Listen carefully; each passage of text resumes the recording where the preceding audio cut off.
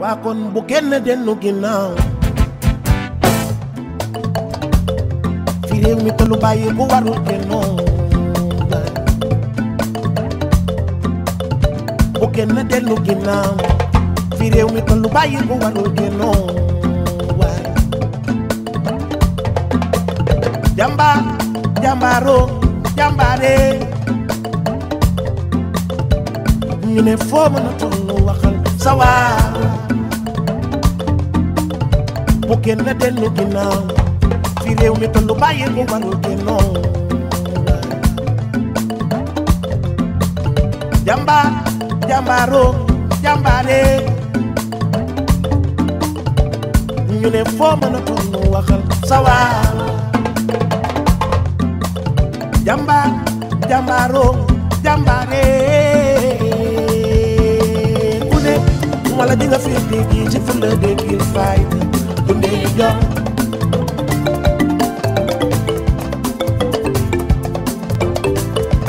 mami ku ne wala di nga fi dégg ci fulla déggil fayda dundee jox ouvrier baykat sàmm ni na pakat kan doole Sénégal ñu ñoo di askan wi sonn nañu ñu ngi leen di wóoloo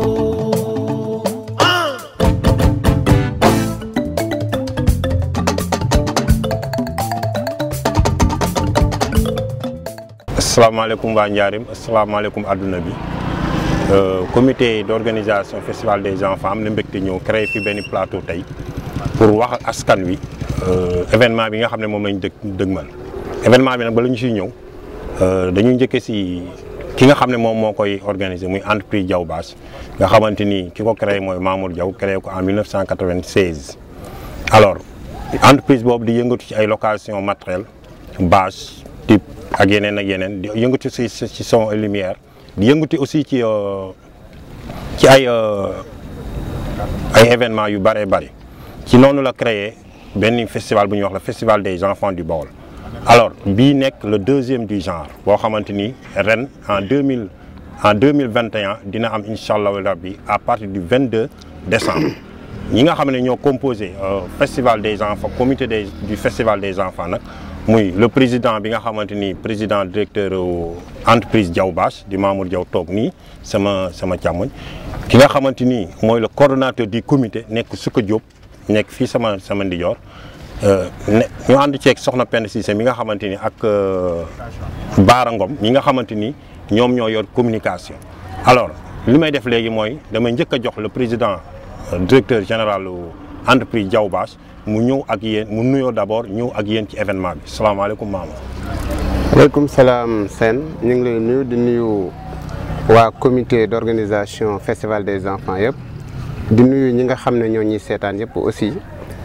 di nuyu ñi nga xam ne ni ñoo nekk établissement Diaw Bache di naan comme ni nga ko waxee sànq rek li nga xam ne ni moom moo sabab li nga xam ne mooy festival des enfants du Baol. déjà départ na ci établissement Diaw Bache benn entreprise la boo xam ne mu ngi yëngu ci affaire événementielle lépp loo xam ne nii moo jëm ci ngénte ceet meeting ak lu mën a doon aussi ci affaire événement ñu ngi koy yëngu ci au niveau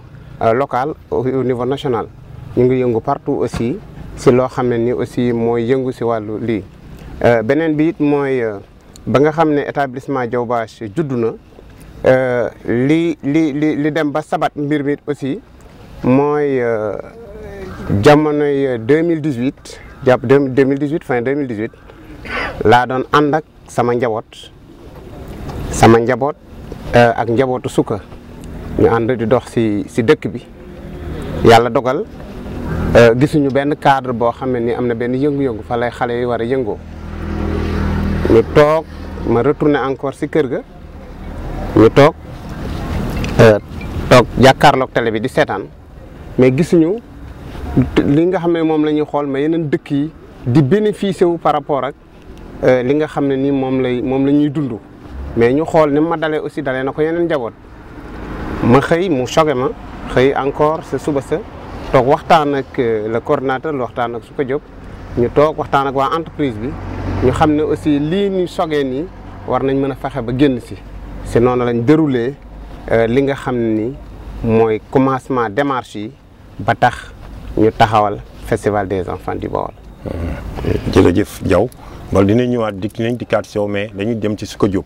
Souka yow nga yow nekk le coordonnateur du comité d'organisation nga ñëw ci objectif d'abord festival des enfants bi ak aussi ànd nañ ci ay partenaires yooyu ñan la. donc ñu ngi nuyu téléspectateurs yi di nuyu le comité d'organisation du festival des enfants du Baol di nuyu population Diourbel yëpp nga xam ne si vraiment tey bu festival bi accès fii ñoom ñoo koy kii ñoom ñoo ko waral. li ñu ci wax rek objectif festival bi Mamour am na lu ñu ci brosser parce que seetlu nañ ne bu 31 jotaay Diourbel du am benn cadre bu nga xam si xale yi dinañ fa mën a épanouir loolu moom du ko dund bu ñëwee ñu waxtaan si ñu ne nan leen def boo organiser benn bés bu nga xam ne si wala benn fête bu nga xam ne si xale yi dana ci mën a am ay cadeau waaye xale yi aussi dana ci mën a gis seen bopp loolu ci leen dem waxtaan ak quelques personnes yi nga xam ne si ñoo nekk ci biir dëkk bi moo xam ay autorités administratives politiques ak ñi nga xam ne si aussi ay chefs de service déconcentrés de l'État la surtout ñi ngi yëngu ci wàllu éducation ñi nga xam si dañuy yëngu ci wàllu culture ak yeneen yi ñu waxtaan ci ñoom boobu fekkoon na ñu am idée organiser le festival te objectif bi ci ëpp solo mooy fexe ba buñ ci àggee xale yi Diourbel comme ni ko yeneen dëkk yi di ko defee ñu bokk comme feete comme ni ko xale yëpp di feete ba noppi aussi permettre aussi aux parents yi nga xam ne si ñoo nekk Diourbel képp ku nga xam ne si da nga bëgg a bégal sa doom nga ànd ak moom bégal ko parce que buñ demee ba fin décembre toujours kenn ku si nekk li ëpp solo mooy fexe nan ngay fexe ba bégal sa doom loolu nag ci leen waxtaane aussi ak yenn responsable ak yenn kilifa ak ñi nga xam ne si ay chef de service la ak ñeneen ñi nga xam ne si techniquement ñu encore accompagne ñu joxuñu ay orientation ba tëgg le festival des enfants du Baol mu nekk nag un programme bu nga xam ne si bu large la parce que le festival des enfants du Baol nemul ci organiser cadre pour xale yi rek mais amaale na foire amaale na ay activités culturelles amaana lépp lu nga xam ne si dafay toucher le développement de la ville donc loolu moo nekk objectif te objectif bi ci ëpp solo mooy fexe ba bu ñu tolloo comme ni ko yeneen dëkk yi nga xam ne si dañ koy feetoo Diourbel aussi feetoo ko mais aussi xale yi aussi mën a bég donc loolu moo nekk ci kaw loolu aussi bi ñu koy commencé peut-être lu xawoon ndaw la mais bi ñuy dem ñu gis ne dëkk bi yëpp ñu ngi koy béggee deuxième chose mooy partenaires yi nga xam ne si moo nekk surtout les entreprises ak organisations yi nga xam ne si ñoo nekk Diourbel yëpp ñëw nañ accompagne ñi si ëpp ñëw nañ accompagne ci programme bi mën nañ ci lim yu bëree bëri ñu ngi ci tàmbalee Studio Groupe C1000K C1000K les Moulins du Baol IMD ak structure de rajo yi nga xam ne maanaam structure yi nga xam ne si ñoo wër affaire presse ñoom ñëpp ñi ngi si mën nañ si aussi d'autres structures comme lu mel ni ASADEP lu mel ni ISFOS ak bari na yi nga xam ne si ay structure lañ nga xam ne si ñoo nekk si biir dëkk bi maanaam ñoom ñëw nañ accompagner nekk ay partenaires officiels du festival des enfants du Baol loolu rek dafay tekki ne ñun li ngi def population bi ñu ko mais aussi entreprise yi nga xam ne si ñoom ñi nga nekk ci dëkk bi ñi ngi gis li nga njëriñ li nga xam ne si ñooy def surtout aussi pour accompagner les enfants parce que ñoom déjà nangu nañoo nekk partenaire mais aussi dañuy accompagner ci lépp lu nga xam ne si mooy déroulement du fonctionnement ak déroulement programme bi nga xam ne si mooy le festival des enfants du Baol. donc loolu mooy li nga xamante ni mooy le programme du festival des enfants du Baol alors partenaires yooyu mu fi lim nag am na si ñoo xam ne jot nañ fi teew te incha allahu rabi ci kanam tuuti dañ leen yéegi si plateau bi ñoom it ñu wax lan moo tax ñu bëgg a ànd ak Diaw Bache donc accompagner ko ci événement boobu. mais bala ñuy ñëw si partenaires yi dañuy jox Soxna Penda moom mi nga xam ne en tant que enseignante bi nekk deuxième édition boo xamante ni moom dafa participer de plein pied si comité d'organisation bi xam li ci xew yëpp Soxna Penda festival des enfants ñu koy démarrer le 22 décembre incha allahu rabbi alors bu ñu xaymaa bu baax maanaam Diaw lim ci def ci ay moyens bari na trop. est-ce que yow nan nga xalaatee événement boobu nga xamante ni Diaw dina dépenser xaalis bu bari mais mettre ko à la disposition des Diourbellois et des Sénégalais yi nga xamante ni aussi période boobu ñu leen fekk à Diourbel. merci beaucoup Sène comme ni ko ñëpp defee rek maa ngi nuyu population Diourbel wax dëgg yàlla di nuyu Baol en général parce que defe naa bu ñu nee festival des enfants du Baol dama naan ça prend en charge les 3 départements. donc à savoir Diourbel Mbacké et Bambey et Touba aussi donc di leeral loolu di wax ni aussi par rapport à l'entreprise Diaw Bache man foofu laay commencer parce que saa su ne dama koy wax xam nga nit bu nekkee ci dëkk di fa def te di fa def loo xam ni dama naan tey jii lii ñu toogee di fësalee le festival des enfants du Baol dañu waroon def ay plateau di fësal liggéeyu entre bi Diaw-Bache parce que nag li ñu def ci dëkk bi wax dëgg yàlla dafa am solo un promoteur comme Diaw-Bache bi nga xam ni dafa créer une entreprise avec des gens enrôlés ñoo xam ni jël na leen ay jeunes de cette ville jël leen di leen fay ay salaire te man personnellement Penda nekkuma entreprise Diaw-Bache mais xam naa traitement bi Diaw-Bache di traité ay employés en plus de une action sociale de solidarité boo xam ni à chaque fois moom mooy gën a fës ci seen liggéey à chaque fois dama koy wax loolu c'est à magnifier te loolu dañ koy rafetlu te man de personnellement Penda loolu moom moo tax biñ ma coopté ci comité d'organisation bi ma nangu cee dugg parce que man toujours dama koy wax man su fekkee ni kiy jóg di def mbir mi la muy def ak nam koy fësale ak moom socialement sa position sociale su ma ca amul lu ma doy rek du ma ca bokk et j'ai été convaincue par le festival des enfants du Baol ndaxte kat man dama def presque 20 ans 19 ans dama ko def dans la protection de l'enfant def presque 20 ans dans l'accompagnement des femmes def 20 ans dans des actions de développement donc lii initiative la boo xam ni keroog maa ngi koy wax Baol Mor Sène ci Baol Times ma ni ko képp kuy autorité fii ci dëkk bi festival des enfants du Baol da nga kaa war a def sa festival da ngaa war a approprier wu projet boobu jëmmal ko dëggal ko fulaal ko faldaa ko parce que dafa am solo te ñu seetlu ni aussi surtout pour la première édition je me rappelle c'était en 2019 mais c'était pas évident autant pour l'organisation et même pour l'acceptation que les populations am ci festival bi dañ ko safante lool ça il faut qu'on ose le dire dañu ñàkkaloon fu la ñàkkal ñu fayda et je pense que tey rek démb rek maa ngi ci ñu ngi doon waxtaan ak Diaw-Bache c'est vers la fin vers le 29 le 30 la nit ñi di ñëw on a reçu des gens yoo xam ni dañoo ñëw jóge fee ñëw ni ñun kat dañuy bokk ñu ne leen fii moom maanaam mbir aussi da nga cay nekk rek mbir da nga cay nekk dem ca avec un esprit aussi de volontarisme ba lépp fekk la ca en tout cas comme ni ko Sène waxee on est en plein dans les préparatifs pour la deuxième édition parce que comme ni ñu koy waxee rek 2019 on l'a tenu 2020 on n'a pas pu tenir ce festival pour des problèmes de Covid ku ne xam na ni le contexte ne s'y prêtait pas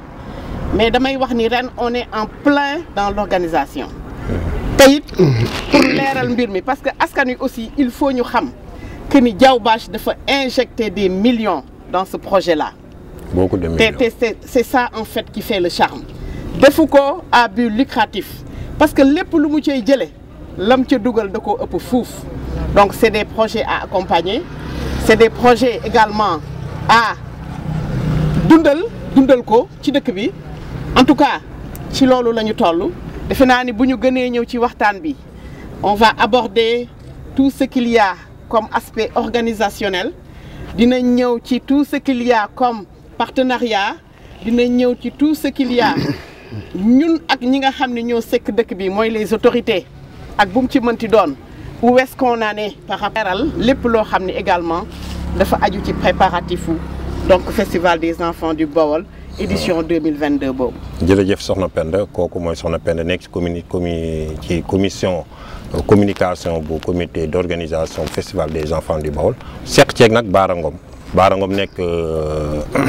nekk communicateur traditionnel Bara nga nekk communicateur traditionnel bokk ci comité bi ñu organiser une première édition bi nekk deuxième édition première édition bi nag amoon engouement bu mag njaareem ñëpp wuyu si ñu waaj deuxième édition bi war a démarrer le 22 ñu di la laaj yow en tant que communicateur traditionnel loo tax nga bokk ci comité bi d'organisation festival boobu ak aussi yow nan nga gis événement boobu moo nga xamante ni entreprise Diaw-Bache mu ngi koy dérouler à Diourbel. jërëjëf Sène jërëjëf mbokk yi ñuy seetaan ci réew mi ak bitim réew ci leen di nuyu kenn ku nekk sa tur ak sa sant di wax ne li nga ma laaj dinaa ci sa war a tontu di Baol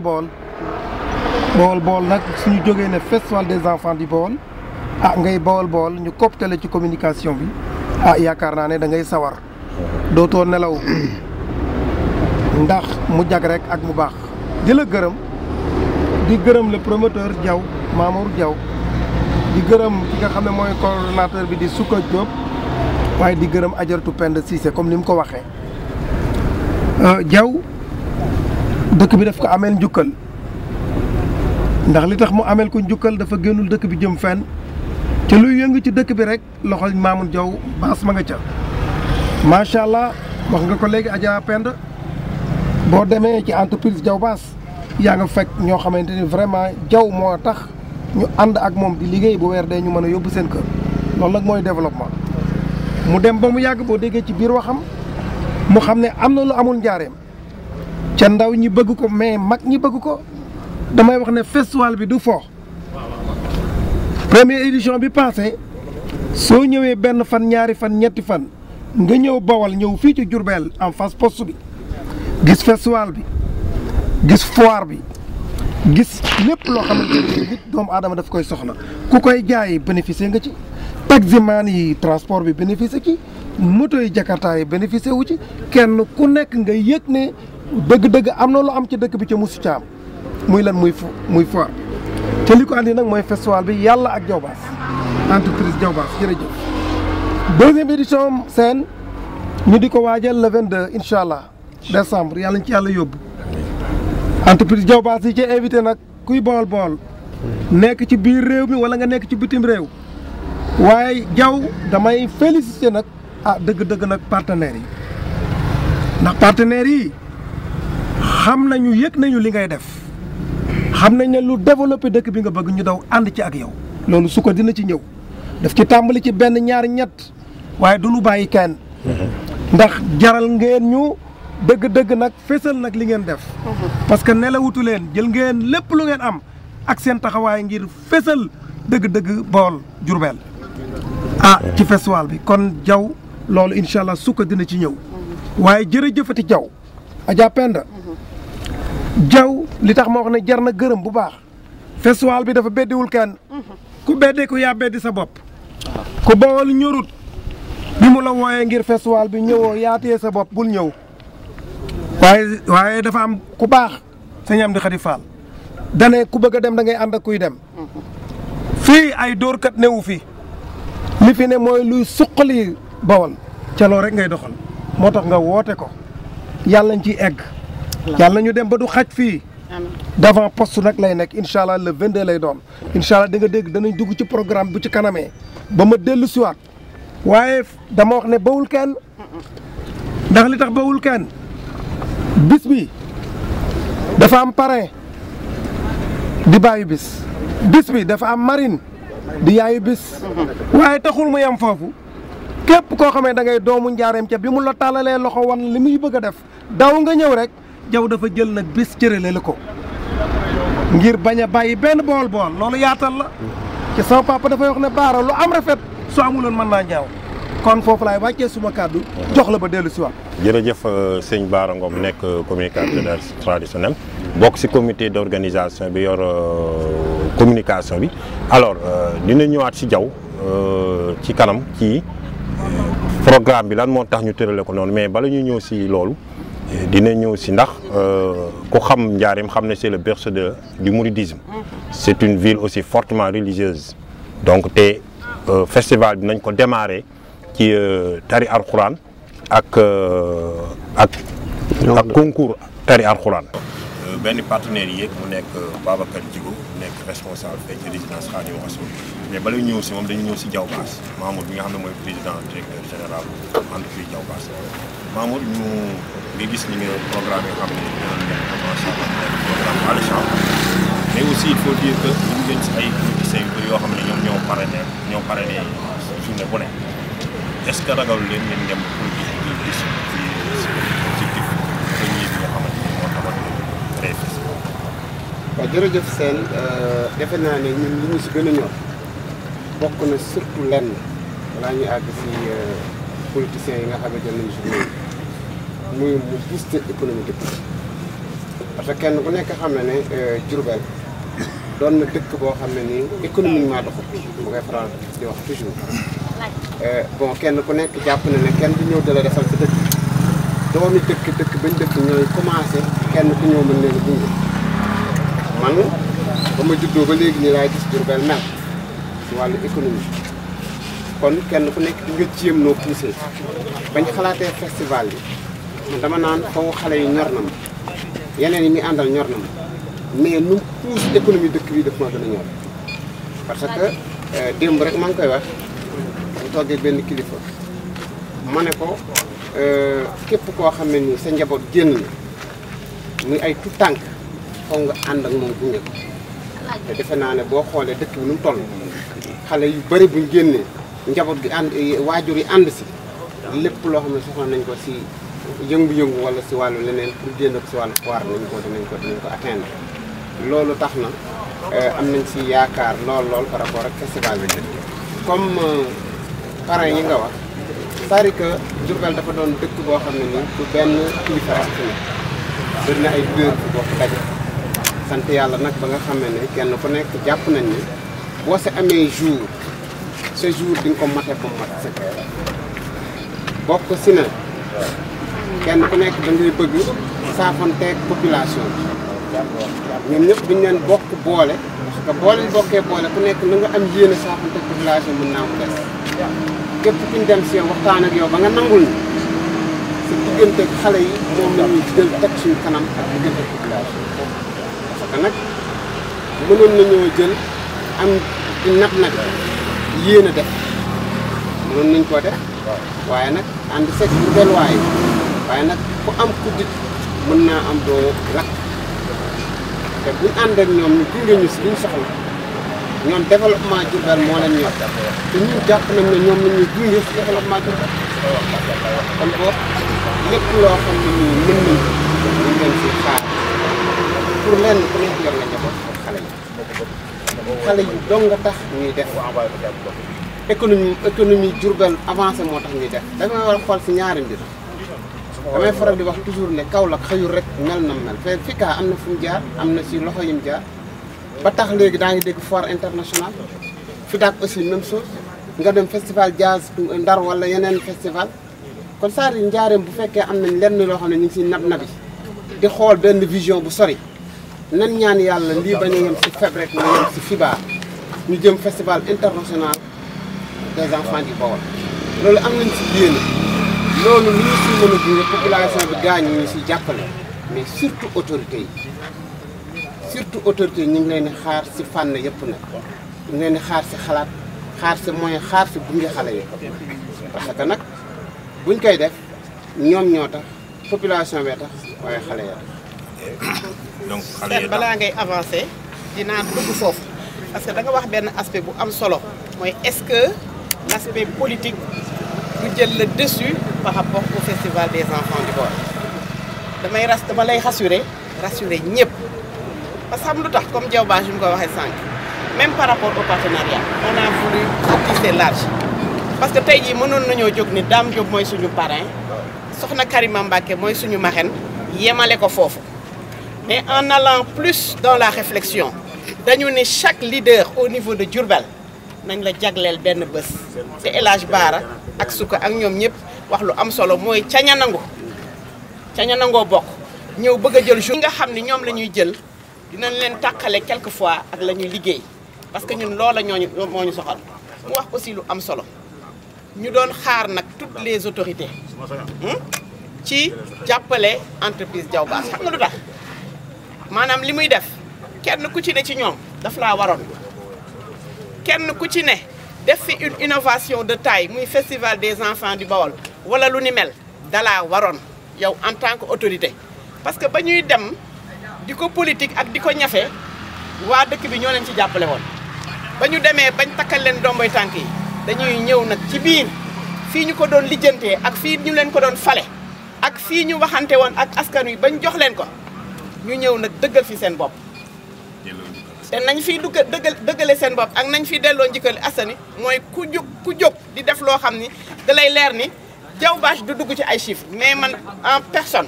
xam naa ni il a dépensé plus de 20 millions ci lii te am na loo xam ni sotteegul foofu la ñuy waxee ni autorité yii la ñu yor man dama cee bokk man Penda waa résidence bi bokk ci journaliste yi bokk ci ñëpp bokk ci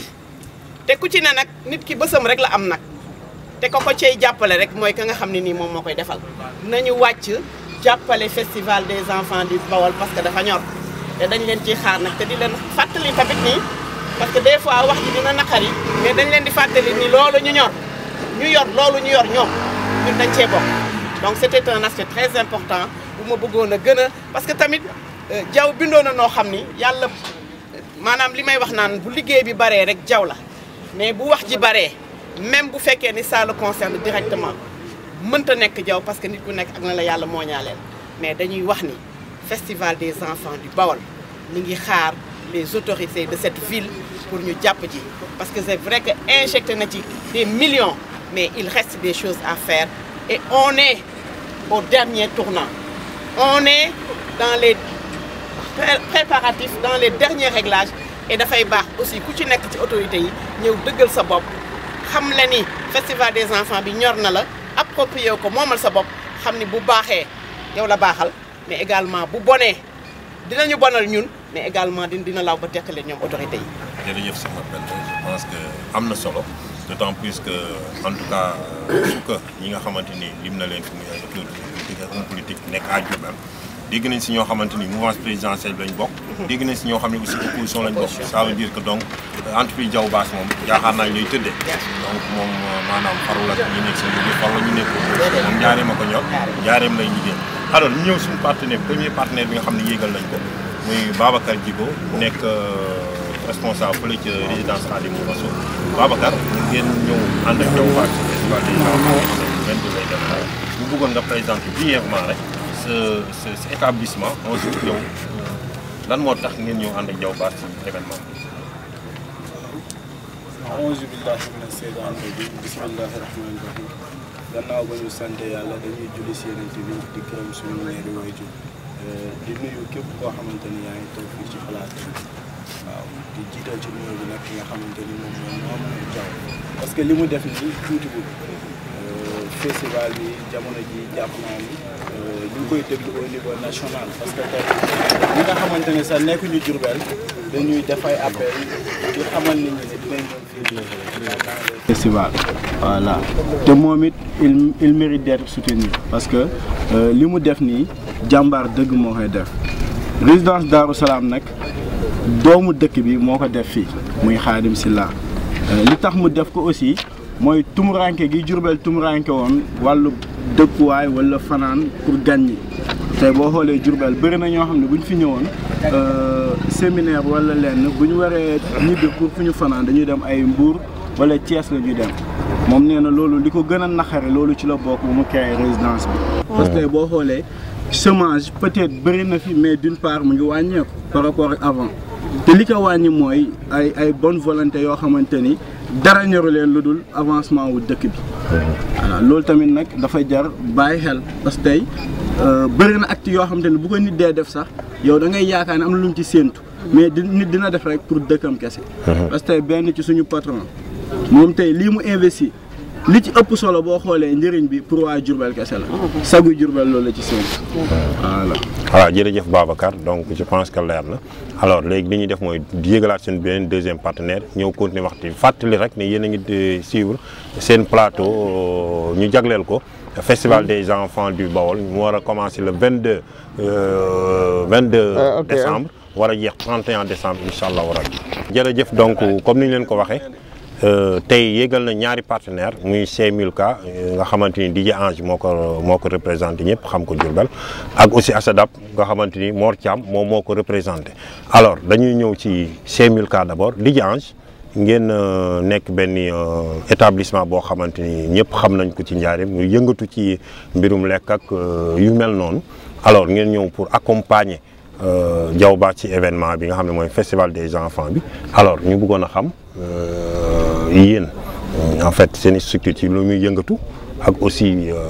lan moo tax ngeen gunge Diaw Bass ci événement bi. voilà salaamaaleykum mbokku internet yi ñu ngi leen di nuyu ñoom ñëpp ku ci nekk ci turam ak santam di am mbégte loolu ci teew ci plateau bi nga xamante ni moom mooy wane ni deuxième édition bi mu ngi annoncé wu ñu fas yéene ko ànd ak entreprise Diaw Bass muy festival des enfants du Baol di ci féliciter d'abord le comité bi nga xamante ni ñoom ñooy piloté liggéey bi nga xamante ni yombul te boobu ak léegi ay weer daanaka at ñu nekk ci rien que pour Diourbel am beneen xar kanam rien que pour Diourbel à chaque fois muy affiché au niveau international loolu c'est à féliciter dañ ciy féliciter aussi vraiment seen président directeur général Mamoun Diaw ak comité bi ñëpp ñoom Souka ak Yaay Cissé Penda Cissé ñoom ñëpp vraiment Père Bara Ngom ci liggéey bi nga xamante ni ñu ngi koy def muy scénage boo xamante ni képp ku ci teg sa bët da ngay xam ne lii ñi ci nekk c'est des responsables très engagés et que li ñuy def tamit lu ñu maîtriser la ndax événement bu doy nii ak envergure bu mu am nga lijjanti ba initier ci la population à ce que ñu am ci gëm-gëm ba daanaka fi mu nekk nii parents yi fi ne muy Diourbel Bambey Mbacké ba ci Dakar ñëpp dañuy nekk di ko waaj pour la réussite de cet événement kon loolu dañ leen ci wax mention spéciale. Voilà ma ñëw fi nag en tant que le représentant du complexe Milka muy complexe boo xamante ni fi mu nekk nii mu ngi def 6 jàpp jëm ci 7e mois am di complexe boo xamante ni vraiment ni ma koy waxee rek ki ko fi def ndaw la waaye itam ndaw bu jëkk njaareem la parce que yëg-yëg gi mu am ci njaareem tax muy génn di dem ci biti di xool loo xamante ni da ko fay gis te amul fii mu ni faw mu initier ko fii pour permettre à la population ñu am une possibilité pour mën a dem à la découverte de lu bare ci côté yooyu noonu. Complexe bi nag ni ma leen koy faram-fàccale rek complexe la boo xamante ni am na fast food, am na boulangerie, am na pâtisserie, am na supérette, voilà ak restaurant. te am na ci tam aussi vraiment benn service traiteur boo xamante ni day déplacé wu di dem un peu partout parce que nekkatuñu rek di service traiteur bi di liggéey pour Diourbel mais ñu ngi dugg sax ba biir Dakar googu nga xamante ni daanaka nit ñi jàpp nañ ni sax complexe Diourbel yi amuñu fa accès ñu ngi liggéey ak ñoom lépp loo xamante ni fi mu nekk nii séminaire la ak yu ci bari ay dîner de gala yu ci bari ba ci mois de décembre bi am nañ ci yu bari yoo xamante ni suñu service traiteur ñoom ñooy déplacé wu dem def li nga xamante ne moom mooy mise en place bi jëm ci lépp luñ fa war a lekk. kon complexe la boo xamante ni tam aussi vraiment cadre bu spécial la ndax li tax mu spécial boo fa duggee mën nga fa ànd ak ku ne tey jii bu la ab ministre seet si woon bu la neexee nga yóbbu ko fa ndax cadre bi.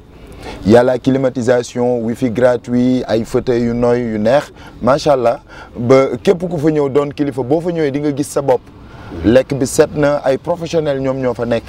yoo xamante ni vraiment ñu ngi initier aussi ay doomu njaareem ci côté professionnalisme boobu ndax suba wala gannaaw suba buñ gisatut ñooñu li ñu def ci doomu njaareem ñu dese loolu ñun mën koo savourer bu baax a baax. li ñu àndi nag ci li nga xamante ni moom mooy festival des enfants du Baol bi structure lañu. sunu président directeur général nekk entrepreneur bu gëm Diourbel waaye itam ku gëm Diaw Bass ndax ñoom ñaar dañu bokk ay objectifs seen objectif lenn la mooy le développement de Diourbel gis-gis googu nag mu ci am moo tax mu ne lépp loo xamante ni daa touché ci développement wu Diourbel moom Malick Seck sunu président directeur général du ci seetaan da ciy ñëw jàpp ci côté yëpp léegi li ci des mooy incha allahu rabbi durant li nga xamante ni moom mooy festival des enfants du Baol bi ñun itam prévoir nañ indi ay stand yoo xamante ni dañ koy def fii lépp loo xamante ni ci lekk la jëm lu nit ñi di xaar muy façon lekk bu mu mënti doon lekk tubaab comme loo lekk bu mu mënti doon yi nga xam nit ñi miin nañ ko ak yeneen yoo xamante ni bëgg nañ ko découvrir ak lu jëm ci naan ak lépp ak ay fruits yëpp fas yéene nañ ko fee andi pour li nga xamante ne mooy nit ñi fiy ñëw bu ñu ñëwee du ñu namm dara ku bëgg a lekk di nga lekk ku bëgg a naan di nga naan ñu may leen possibilité ñoo am cadre Milka fii ci centre ville bu Diourbel. En tout cas en grosso modo je pense que ni loolu noonu laa amoon ci loo xamante ni mën naa ko wax de par ma voix ci sunu ndigalu président directeur général ko. jërëjëf Didier Ange Mor ñu ñëw si yow mi nga xamante ne yaa fi toogal SADAP ñu bëggoon nga wax ñu yooyu itam yow ci lan ngay yëngatu sa en tout cas sa établissement sa entreprise ci lan lay yëngatu ak aussi lan la ñu mën a xaar ci yéen ci festival bi des enfants bi nga xamante ni mu ngi démarrer le 22 décembre. jërëjëf a'uuzu billaahi mina shaytaani rajiim seen ñu ngi lay nuyu. lay fay. di nuyu suñu jigéen Penda Sukka ñu ngi lay nuyu baax ak établissement Milka ñu ngi koy nuyu di nuyu suñu grand Bara di ko jox wàccuwaayam di nuyu directeur général Diaw Bache di ko jox wàccuwaayam di nuyu Sénégal yëpp di nuyu adduna bi yëpp parce que ñun yaakaar naa ne ak internet yi jotaay bi ñëpp ñu ngi koy déglu ñëpp ñu koy seetaan vraiment di ñëw ci sunu lu tax ñu am participation pour ci festival des enfants ñun ay ndaw lañu ak ay mag nekk ay artisan parce que ku wax Diourbel na dëkku artisanat kon war ñu mën a def festival di Bawol ñun ñuy artisan wax dëgg yàlla toog ne duñ si participer parce que gis nañ ne établissement Diaw Bache depuis mu sosu fii si Diourbel yaakaar naa ne def na fi liggéey bu am solo boo xamante ni woote dara waa Diourbel di ko seetaan rawatina ñun secteur bi ñu bokk muy artisanat suñu association bi nag ñun association la ñu yore collectif pour le développement des artisans du Bawol moo signifié ACEDAB parce que dafa boole ay corps de métier yu bari yoo xamante ni foo laal rek si métier si Diourbel ñoom ñoo regroupé wu taxawal benn association pour xàccandoo dóorandoo gis na ne nag bi lii taxawee Mamoun wax ñu ko pour signer une convention ñu am secrétaire général Madiaw Sall maa ngi koy félicité man président bi la moom moo doxoon lépp ba signer convention bi ak équipe bi mu àndaloon vraiment muy lu am solo parce que ñu structuré woo kenn ku nekk dañ la bàyyi jox la sa cër nga jox dox la nga war a doxal festival bi nag ñun dañ siy ñëw mais ñëw ñu si pour wut xaalis dañ si ñëw pour wan suñu produit adduna bi yëpp te kii festival bi may ñu occasion ñu mën ko wone mën a fexe ñeneen ñi nga xam ne ñuy artisans yi si biir di ay couturière di ay menuisier métallique di nga xamante ni ñooy defar ay dàll ñoom ñëpp mën a ñëw am occasion nag seen stand yi wane seen produit yi ba ñu xam ne Diourbel dëkk artisanat la vraiment loolu mooy li nga xam ne moo ñu tax ñu dugg ci ba pare it li ñu si gën a neex mooy dañ ñu may occasion festival bi bañ mën a wane sunu logo kon loolu c'est important waaw loolu festival bi établissement Diaw Bache moo ñu may occasion boobu loolu bu la may occasion boobu nag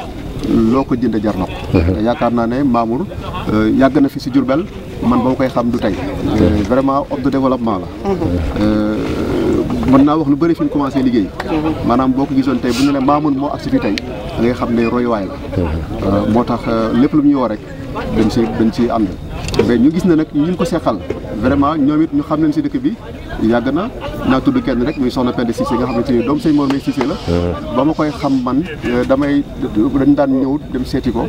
pour kër papam ñu ñuy bindal ci affaire u ñaawatam xarit yaakaar naa loolu am solo la kon ñooñu ak ñi ko seq ñëpp ñu am solo lañu en tout cas am nañ mbégte bokk ci festival bi am nañ mbégte indi suñu produit yi incha allah dañ ko indi te nag ndaw ñi liñ bëgg a gis ñu gis seen bopp incha allah rek jërëjëf Mor Thiam ACEDAB jërëjëf Didier Ange bi nga xam ne moo fi représenté aussi yoon chez Milka jërëjëf ñu ñëw ci maintenant egsi nañ ci cappaandawu plateau bi comité bi ñëwaat toog encore ñu def benn tour de table rek pour d'abord ñu jox Diaw mu wax ci journée d'ouverture bi parce que le 22 lay commencé jeex le 31 waaye le 24 mooy doon cérémonie officielle bi peut-être nga ñëw ci cérémonie officielle boobu rek ba pare dal di def benn lancer benn appel rek ñu def tour de table rapidement rek en 2 minutes. voilà jërëjëf Sène defe naa ne le 22 lay festival bi commencé chaque jour am ku kenn lañ ko jox mais jour cérémonie ouverture bi mi ngi doon le 24. le 24 ñu ngi si xaar ñëpp di journée boo xam ne ñu ngi si xaar le ministre Dame Diop ndax kenn ku nekk am nga jour waaye bokk na si jour le 24 luñ ko jagleel si mbiram ak ñi nga xam ne ñoom ñoo bokk ñu jàppal jour yëpp waaye nag ñu ngi si woo ñëpp di si woo population Diourbel yëpp di si woo képp koo xam ne festival des enfants yaa ngi koy xaar te ñor na la. sëñ Bara si xaar tout le monde. sëñ Bara. waaw jërëjëf Sène jërëjëf mbokk yi ñuy seetaan festival Bangok le 22 lay commencé di jeex le 31 décembre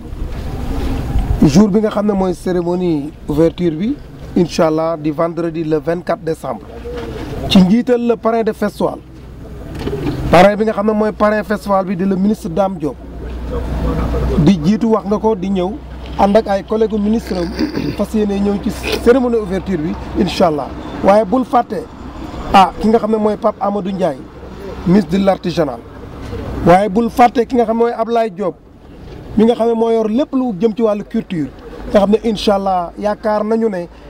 bu dara toxuwul danañ ànd ak ki nga xam ne mooy parrain de festival bi le monsieur Dame Diop ñëw ci li nga xam ne mooy cérémonie ouverture bi le 24 di ajjuma waaye nag cérémonie ouverture boo wax nañ ko ajaratu Karimou Mbacké nii ki sama ginnaaw nga xam ne mooy la marraine de festival nga xam ne moom it ci cérémonie ouverture bi incha allah dina ñëw ànd ak si Joe Group waaye daal Mamadou Sène ku wax festival bi da ngay wax nag wax nga dëgg léegi partenaires yi waaye ku wax festival bi da ngay wax nag direction de l'emploi waaye ku wax festival bi da ngay wax nag Daaru Salaam mi ngi fi léegi jóge na fi ku wax festival bi da ngay wax ki nga xam ne mooy Sèye Malick Sèye Milka di Malick Seck ku wax festival bi da ngay wax ki nga xam ne nag mooy Sidio Group nekk ñu am solo waaye Sèye Khoudia bokk si Asadab ñoom ñi nga xam ne ñoom ñëpp invité nañ leen nga xam ne wax naa ko ci tàmbali bi dañoo yëkkati woon seen lépp jóg taxaw xam li jaww di def ñu jóg ñoom ñëpp ànd ak moom ngir incha allah buñ ci eggee Jurbel am ndam Bawol am ndam xale yi bég mag ñi bég njaay mi génn foire bi génn kon daal bis baa ngoog festival baa ngoog incha allah le 22 ba le 31 monsieur Sène. soxna Penda looy tëjee. waaw lu gàtt laay tëjee ginnaaw bi ma santé ñëpp gërëm ñëpp mais aussi defal mention spéciale la presse. parce que defe naa ni ñoom seen taxawaay ci décor dëkk bi dafa incontournable. te loolu yow doo ma bàyyi ma kii. li may tëjee mooy festival des enfants du Baol lépp ñëpp la lu nekk ku ne da caa nekk. nen la boo xam ne dañ ko fas yéene mayonnaise ku nekk diw. Jaw Baas jël na am na nen yi am na sax soble si. am na diw également mais nañ ñëw defle ko ci poobar ak ya koy safal ngir mu jëm kanam festival des enfants du Baol rendez-vous est pris le 22 du 22 au 31 fii ci buntu préfecture bu Diourbel ñu ñaan yàlla mu yóbbuñu ci jàmm salaam. coordonnateur Souka looy tëjee. merci damay anticiper di gërëm le comité d'organisation ñi nga xam ne si wax fa dëgg yàlla maanaam amuñu seen pay parce que muy noor muy naaj muy guddi à chaque fois ñu ngi mobiliser pour que festival bi jaar yoon. di remercier aussi ñëpp ñi nga xam ne si équipe bi Jaw Baas la parce que dañuy wax ne feccam liir bu neexee ndey jaatee mag parce que ñun lii ñu man di ko def bu ci waa Jaw Baas équipe bi Jaw Baas yi nga xam ne si ñoom ñoo fay nekk moo xamee ca chauffeur ba ñay dem di décorer ñi nga xam si ñoo électricité ñëpp ñi nga xam ne si l'équipe de Jaw Baas parce que gis nañ festival bi passé gis nañ seen taxawaay te ñoom ñoo ñu gën a parce que dafay am ñu nga xam ne si peut-être dañuy fës rek ci kaw mais am na ay hommes de l'ombre ñoom bokk na ci ñi nga xam si les hommes de l'ombre di remercier aussi la presse parce que ñun mënuñu fay waa Diourbel parce que man en tant que coordonnateur bis bu yàlla sàkk sama téléphone day sonné ñu nga xam ne si danaan ma man day damay engagé wu naa ci festival bi te duma ci séntuwuma ci dërëm loolu aussi ku ko defee gis nañ ne ñoom li ngay def waa dëkk bi gis nañ ko ama nañ ko njëriñ te kenn ku si da nga engagé volontairement sans pour nga attendre dara loolu nag amuñu seen pay mais loolu aussi permettre nañu à ce que le comité d'organisation ak Jaw Baas mi nga xam ne si moo organise festival bi à chaque fois ñu gën a am courage pour kii parce que festival bi njëriñ Diourbel comme ni ko Baara waxee képp ku nga xam ne si dëgg nga ci dëkk bi rek moo xam ci secteur boo mën a nekk rek da nga ci gis sa bopp te loolu bi ñu defee festival bi passé gis nañ résultats yi te yaakaar naa ne ren jii lay gën a raw parce que gis nañ engagement bi nga xam ne si moom la population yi jóg jël ko ngir festival bi donc ñu doxee rendez-vous le 22 ba le 31 à partir du 22 ba le 31 décembre fii ci Diourbel vraiment merci. Mamadou Sène di gërëm nag monsieur le gouverneur la région Gorgui Mbaye waaye di gërëm it monsieur Ibrahima Fall di préfet département seen taxawaay seen yaatal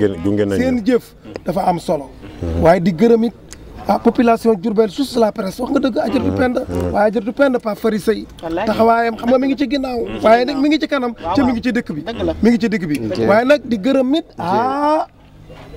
Serigne Ahmadou Mbacké sëriñam nga xam ne incha allah fas na ci yéene maawul hayaati fas na ci yéene teew ndax bis biñ koy ubbee di bisu alxuraan bisu jàng alxuraan xale yi daje jàng muy bis boobu nga xam ne lépp Saer Diop nag moo doon moom bis boobu. Soxna Daba Falilou. ak Soxna Daba Falilou Mbacké ak kilifa yi ci dëkk bi yëpp ñu ngi leen ciy woo. xam naa daal dañu lay delloowaat kàddu gi. Mamadou Sène.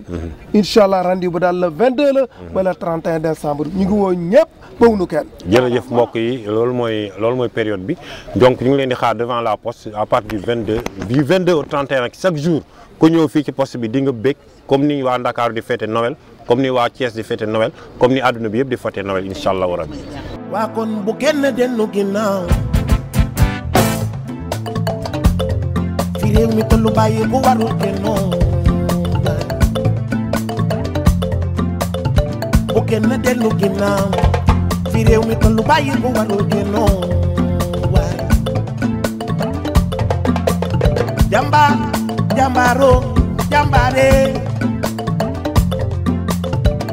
ñu ne foo mën a tollu waxal sawaar bu kenn dellu ginnaaw fi réew mi tollu bàyyi bu warul kennoo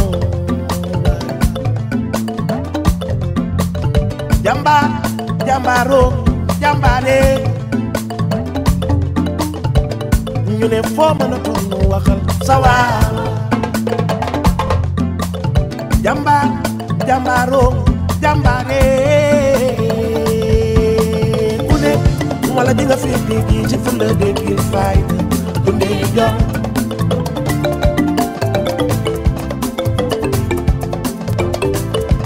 ma ni ku ne wala di nga fi dégg ci fulla déggil fayda dundee jom ouvrier baykat sàmm ni nappkat kan doole Sénégal ñu ñoo di askan wi sonn nañu ñu ngi leen di wóoloo